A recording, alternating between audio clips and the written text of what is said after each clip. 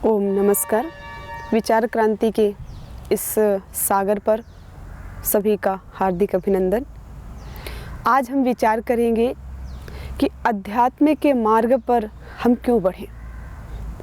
आखिर अध्यात्म का मार्ग हमारे जीवन में कितना उपयोगी है और हम इसका चयन क्यों करते हैं, और जब हम इसका चयन नहीं करते तो इसके पीछे हमारी क्या धारणा होती है, इसके पीछे हमारा क्या विचार होता है। तो अध्यात्म का मार्ग, अध्यात्म जिसको एक धर्म के मार्ग पर चलना, परमपिता परमात्मा ईश्वर के निर्देश पर चलना, सत्य के मार्ग पर चलना, धर्म के मार्ग पर चलना ही अध्यात्म कहलाता है। अध्यात्म को जो हम आज सुनते हैं, जो हम देखते हैं कि अध्यात्म का मार्ग, भगवान का स्मरण करना, ध्यान करना, ये तो सब बाद का काम है, अभी का नहीं है। ये बचपन का काम नहीं है, ये तो बुढ़ापे का काम है, ये वृद्धावस्था का कार्य है। हम समाज में हम जो सुनते हैं तो हमारे अंदर यही एक प्रोग्रामिंग हो जाती है, हम यही उसी पर विचार करने लग जाते हैं कि ये जो अध्यात्म के मार्ग पर चलने का जो हमारा विचार होता है वो बाद का होता है, अभी का नहीं होता। लेकिन हम इस पर विचार करें कि लेकिन अध्यात्म का मार्ग क्यों आवश्यक होता है। हम बाद का काम है तो बाद में ही क्यों, अभी क्यों नहीं, और वो किस लिए आवश्यक है। हम बाद में जो कहते हैं कि ये कार्य, अध्यात्म का कार्य, ध्यान का, भजन का, पूजा का, पाठ का, ये कार्य, भगवान के मार्ग पर चलने का कार्य, ये बाद का है। तो हम थोड़ा सा सोचें, उस पर विचार करें कि हम बाद में क्यों बोलना चाहते हैं। जैसे कि आप एक किसान कोई खेत बोता है, उस पर बीज लगाता है, उसमें उसको फसल काटने के लिए उसको फसल मिले, इस उद्देश्य से वो उसमें बीज लगाता है। अब वो ऐसा करे कि बीज तो लगा दे, लेकिन उसमें जो आवश्यक उसको पानी है, खाद है, जो समय समय पर उसके लिए आवश्यक जो है वो ना दे, और सिर्फ सोचे कि मैं इसका फल काट लूँगा। केवल बीज बो दे और बीज बोने के बाद उस पर कोई ध्यान ना दे, और फिर उस पर विचार करे कि मैं 1 महीने, 2 महीने, 3 महीने बाद आ करके इसका फसल लेकर के चला जाऊंगा। तो क्या ऐसा होता है? उसको फसल मिलेगी क्या?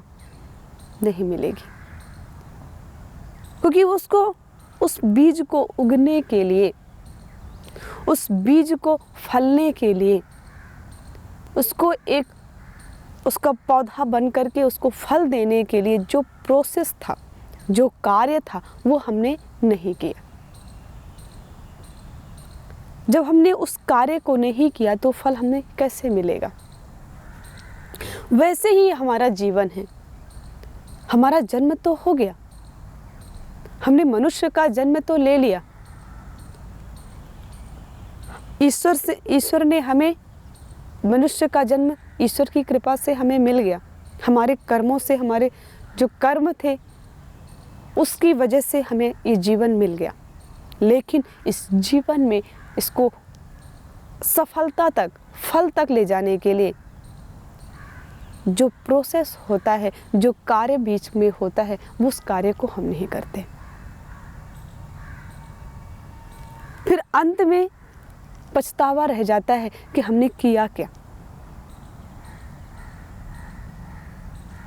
अंत में फिर हमें ऐसा लगता है कि हमारा जीवन तो व्यर्थ ही चला गया। क्योंकि जब हम बचपन में खेल खिलौने में, पढ़ने लिखने में, इसी में व्यस्त तो रह जाते हैं। ये करना है, ये तो करना ही है, जब हम इस संसार में, इस सृष्टि पर आए हुए हैं, इतनी सुंदर प्रकृति भगवान ने बनाई हुई है, तो ये हमें आगे बढ़ाने के लिए, ये हमें फंसाने के लिए नहीं, ये हमें नीचे गिराने के लिए नहीं।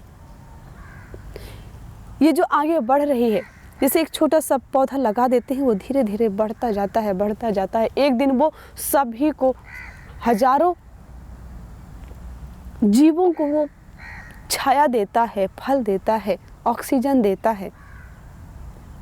वैसे ही जब वो छोटा होता है तो उससे किसी दूसरे जानवरों से उसको बचाया जाता है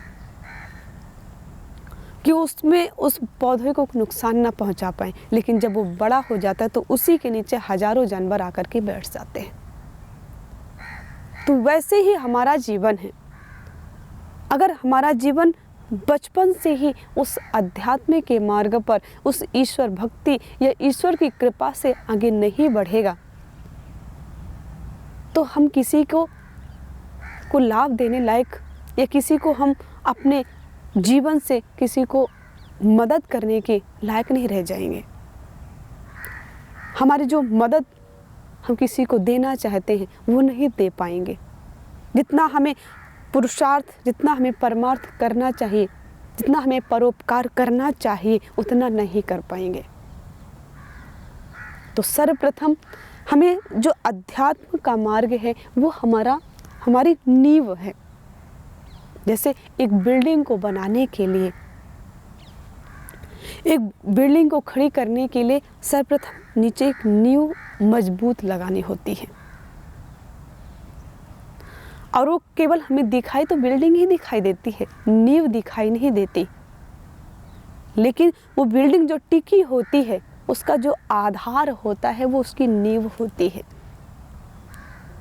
और वो बिल्डिंग अच्छी बनी हुई है, कितने दिनों तक टिकी हुई है, वो उसकी नींव पर डिपेंड करता है कि उसकी नींव अगर अच्छी है, मजबूत है, तो बिल्डिंग अच्छी मजबूत होगी।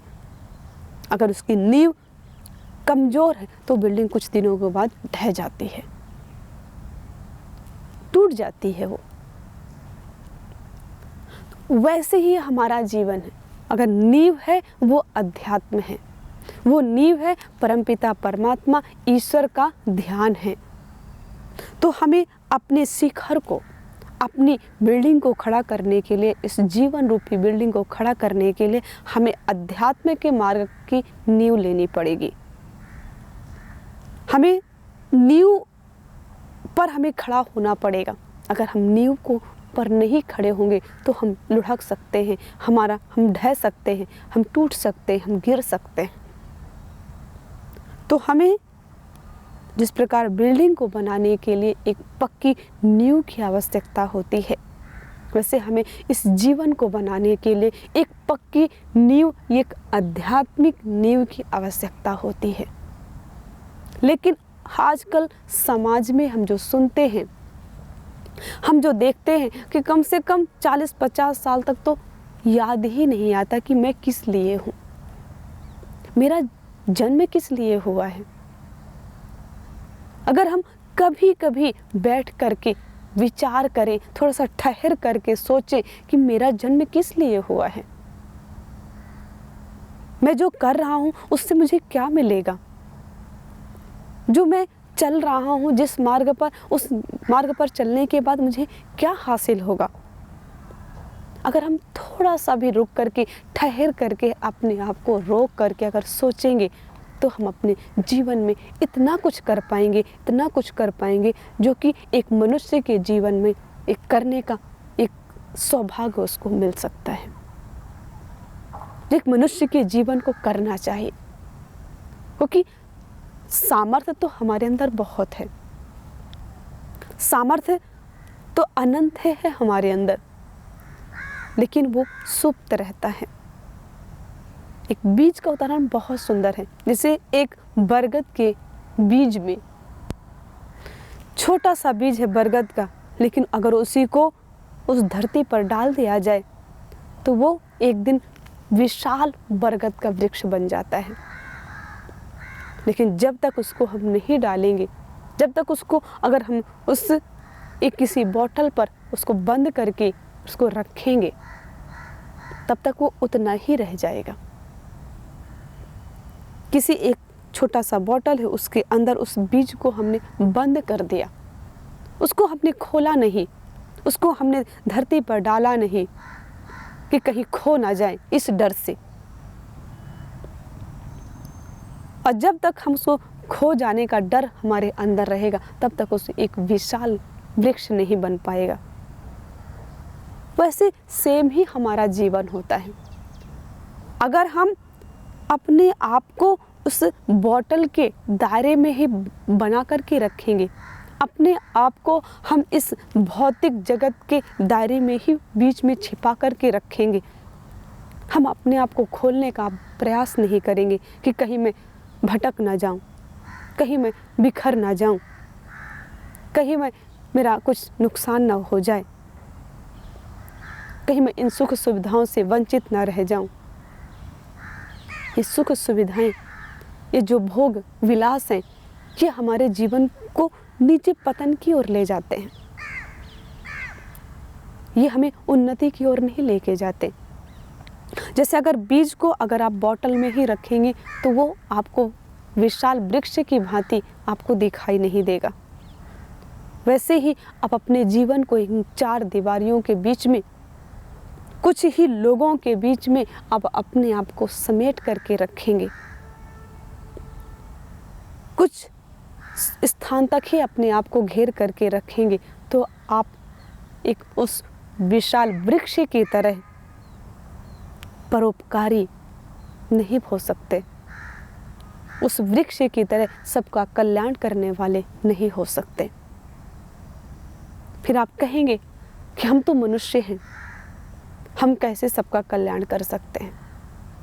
लेकिन हम मनुष्य ही इस जीवन, इस सृष्टि के सबसे महत्वपूर्ण प्राणी हैं, क्योंकि इस सृष्टि में जो सबसे महत्वपूर्ण प्राणी है वो है जीव, वो है मनुष्य।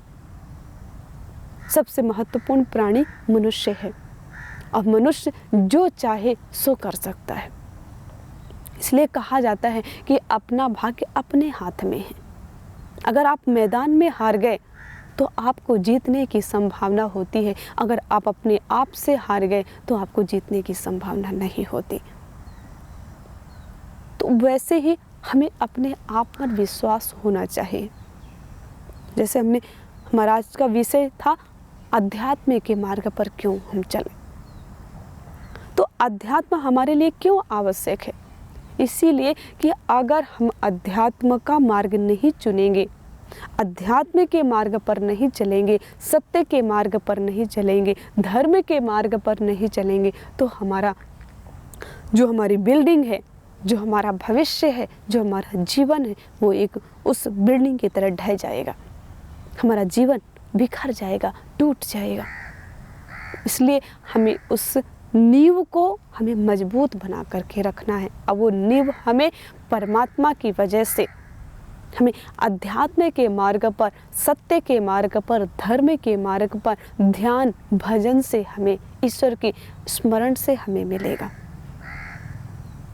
और जब हम ईश्वर का स्मरण करके चलेंगे, हम धर्म के मार्ग पर चलेंगे, तो हम अपने मार्ग पर, अपने कर्तव्य पर, अपने कर्मों पर हम अच्छे से अपने कार्यों को कर पाएंगे। तो सबसे महत्वपूर्ण यही है कि हमें अपने जीवन में अच्छा बनने के लिए, अच्छे कार्यों को संपन्न करने के लिए अध्यात्म का मार्ग बहुत आवश्यक है। जैसे कि कोई एक व्यक्ति विदेश जाता है कमाने के लिए, कुछ करने के लिए, रोजी रोटी कमाने के लिए वो घर से बाहर विदेश चला जाता है। अब उस विदेश में जब तक उसको और पहुंचने के बाद उसको एक ठहरने का स्थान वो ढूंढता है। जब तक अगर ठहरने का स्थान ना मिले तब तक वो कहीं पर अच्छे से भ्रमण नहीं कर सकता, किसी कार्यों को संपन्न नहीं कर सकता, अपना पेट पालन नहीं कर सकता, अच्छे से विश्राम नहीं कर सकता। तो विदेश जाते ही वो पहले ठहरने का कुछ बंदोबस्त करता है, ठहरने का एक कोई मकान, ये रूम देखता है। और जब उसको अच्छे से कोई एक मकान मिल जाता है, एक कोई रूम मिल जाता है, तो वो अपना वहाँ पर सामान रख करके और फिर उस स्थान का भ्रमण करता है। उसी वजह से वो उस स्थान का भ्रमण कर पाता है, क्योंकि वो उसको ठहरने का, रुकने का एक स्थान प्रॉपर मिल गया है।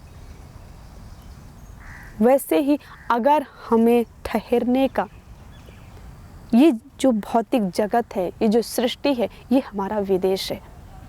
हम विदेश पर आए हुए हैं और हमारा ठहरने का स्थान, जो हमारा मकान है, जो हमारा घर है, वो है हमारा परमपिता परमात्मा का ध्यान, अध्यात्म। अगर हम उस अध्यात्म रूपी, उस धर्म पूर्वी अगर हम उस अध्यात्म पूर्वक उस घर को हम अगर अपना लेंगे, तो फिर हम इस सृष्टि पर अच्छे से विचरण कर पाएंगे, इस सृष्टि का हम अच्छे से भ्रमण कर पाएंगे। उसी से हमारा फिर उससे हमें आनंद की अनुभूति होगी, सुख की अनुभूति होगी। वो ही सच्चा सुख होता है। सच्चा आनंद वही होता है जो हम अंदर से आनंद होते हुए जब हम कार्य करते हैं। सुख होने के लिए जब हम कार्य करते हैं, वो तो नकली होता है। हम सुखी होने के लिए जिस कार्य को करते हैं, वो नकली सुख है। असली सुख वही है जब हम अंदर से आनंद में रहते हुए जब कार्य को करते हैं। आप दोनों में फ़र्क देखें। जब आप किसी चीज़ में आनंद ढूंढते हैं कि मुझ में इसमें आनंद मिल जाएगा, तो उसमें अंदर से आपको एक बेचैनी सी होती है, एक घबराहट सी होती है। आप अंदर से एक बेचैन से हो जाते हैं, दुखी से हो जाते हैं, और वो सुख आने से पहले ही गायब हो जाता है। लेकिन जब हम आनंद में रहते हुए कार्य को करते हैं, तो सुख, तो आनंद तो उसमें है ही। हम फिर उस कार्य को अच्छे प्रकार से संपन्न कर पाते हैं। ये तो ऐसा हो जाता है जैसे कि कोल्हू में लगा हुआ बैल। कोल्हू में जो बैल लगा होता है, वो उसके सामने, बैल के सामने एक घास बांध दी जाती है और उसके आँख के सामने वो दोनों साइड में पट्टे लगा दिए जाते हैं और सामने घास बांध दी जाती है और एक लकड़ी बांध दी जाती है। जैसे ही वो आगे वो चलता जाता है और जैसे ही वो अपना मुख उस घास की ओर डालता है, वैसे ही वो जो घास, लकड़ी आगे बढ़ जाती है और घास आगे चली जाती है। वो बार बार उसी प्रयास से आगे बढ़ता है कि मुझे घास खाने को मिलेगी, घास खाने को मिलेगी, और जैसे मुख आगे बढ़ाता है वो घास और आगे चली जाती है और उसके मुख में वो घास पकड़ में नहीं आती। वो उसी आश्रय से कि मुझे घास खाने को मिलेगा, वो चलता रहता है, लेकिन उसको उस घास खाने का सुख नहीं प्राप्त हो पाता। सुख की अनुभूति होने से पहले, सुख को प्राप्त करने से पहले ही वो सुख बिखर जाता है। तो आखिर हमारे जीवन में हम थोड़ा सा ठहर करके सोचें कि हमारा जो जीवन है, हमारा जो जन्म हुआ है, वो किस लिए हुआ है, और जो मैं करना चाहता हूँ क्या मैं कर रहा हूँ, मुझे क्या करना है और मैं कर क्या रहा हूँ। अगर हम थोड़ा सा भी विचार करेंगे, थोड़ा सा भी हम शाम सुबह किसी भी समय एकांत में बैठ करके अपने आप से पूछेंगे, अपने आप को देखेंगे, अपने से बात करेंगे। दूसरे से तो हम बहुत बात करते हैं, हम समूह में बैठ करके बहुत गप्पे लड़ाते हैं, बहुत गोष्ठी करते हैं, लेकिन कभी कभी हम अपने आप से बैठ करके पूछें, अपने आप से बात करें कि जो मैं करना चाहता हूँ, जो मुझे करना है, और किस लिए मेरा जन्म हुआ है, और मुझे कहाँ जाना है, और कब तक इस विदेश में मुझे रहना है। जैसे घर से निकले हुए व्यक्ति को विदेश में जाने पर उसको पता होता है कि मुझे इस समय तक यहाँ पर रहना है, इसके बाद मुझे घर वापस जाना है। वो भूलता नहीं है, उसे पता होता है। वैसे ही हमें जब हम एकांत में बैठ करके थोड़े परमात्मा का ध्यान करेंगे, उससे थोड़ा अपना कनेक्शन जोड़ेंगे, तब हमें पता चलेगा कि हम इस विदेश में आए हुए हैं और हमें इस विदेश से इसमें कार्य करने के बाद, इसमें कमाई करने के बाद, इसमें हम कुछ अर्जित करके हमें कुछ जाना है। अर्जित करने के बाद हमें वापस जाना है। जब हम ऐसे विचार करेंगे, थोड़ा सोचेंगे, चिंतन करेंगे, तो हमारा कनेक्शन जो है परमात्मा से जुड़ेगा, ईश्वर से जुड़ेगा और हमारी नींव मजबूत होगी, हमारा जो आधार है वो मजबूत होगा। और जिसका आधार मजबूत होता है, जिसकी जड़ मजबूत होती है, वो हमेशा आगे बढ़ता है। इसलिए कभी जड़ को मत छोड़ो। बाहर भी हमें, समाज में भी देखा जाता है, कहा जाता है कि अपने जड़ को, अपने मूल को मत छोड़ो। जैसे हमारे घर में हमारे माता पिता हमारे मूल हैं। एक गुरु शिष्य परंपरा में गुरु हमारा मूल है। तो अगर हम मूल को छोड़ देंगे तो हमारा वृक्ष सूख जाएगा। तो हमें मूल को पकड़ कर चलना है। वैसे इस अध्यात्म के मार्ग पर एक जीव, हम प्राणियों, हम सभी मनुष्यों का जो मूल है वो परमात्मा है। उस परमात्मा को अगर हम भूल जाएंगे, अगर हम उस मूल को हम भूल जाएंगे तो हमारा वृक्ष सूख जाएगा। और सूखने के बाद फिर उसकी क्या दुर्दशा होती है वो तो सभी को पता है। अगर लकड़ी सूख जाती है तो केवल जलाने के कार्य ही आती है और किसी के काम में नहीं आती, या कुछ फर्नीचर इत्यादि बनाने के काम में आ जाती है। तो हम अपने वृक्ष को, हम अपने जीवन को सूखने न दें। हम अपने जीवन में आगे बढ़ने के लिए हमें अध्यात्म का मार्ग जरूरी है। इसीलिए हमें अध्यात्म का मार्ग चुनना है। जैसे मैंने कहा, अगर विदेश में जाने से पहले वहाँ पर एक रूम की व्यवस्था करनी होती है, तो हम इस अध्यात्म, इस सृष्टि पर आए हुए हैं, तो हमारा रूम, हमारा कक्ष, हमारा घर जो है वो परमपिता परमात्मा का ध्यान, उसका भजन है।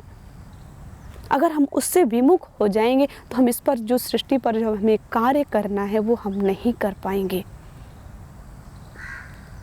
हम बहुत सोचते हैं, अगर हम, कुछ लोग तो बड़ा सोचते ही नहीं हैं, और जो सोचते हैं वो करते नहीं हैं, उसमें निरंतरता नहीं रख पाते। तो उसको करने के लिए, सोचने के लिए पहले एक ठहरने का स्थान चाहिए। वो ठहरने का स्थान अध्यात्म है। कुछ करने से पहले हम परमपिता परमात्मा का ध्यान करते हैं तो उसमें एक अलग सी चमक आ जाती है, एक अलग सा निखार आ जाता है। जैसे एक चुंबक और एक लोहे का एक घनिष्ठ संबंध होता है।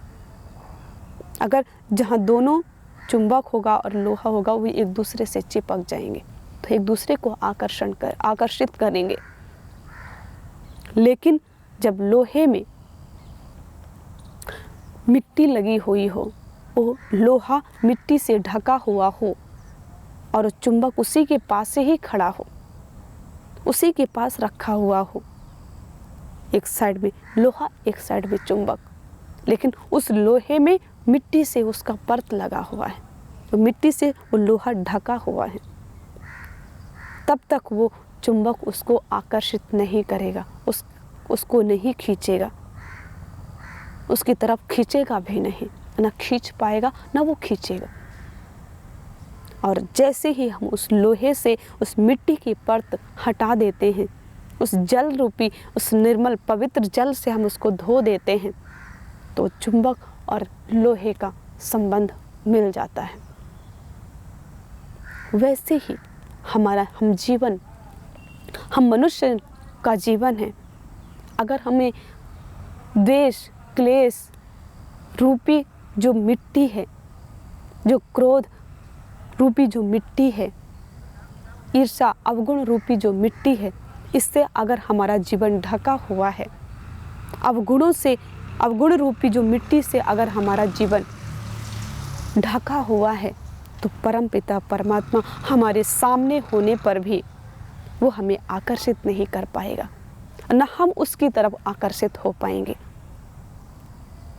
तो उस जैसे हम लोहे को साफ करते हैं, निर्मल करते हैं, पवित्र करते हैं और वो चुंबक से चिपक जाता है, उसमें चुंबक से लग जाता है, वैसे ही हमें उस अवगुण रूपी इस मिट्टी को धोने के लिए हमें ईश्वर का ध्यान, भजन, अच्छे अच्छे कार्य, कर्तव्य करने होंगे, धर्म के मार्ग पर चलना होगा।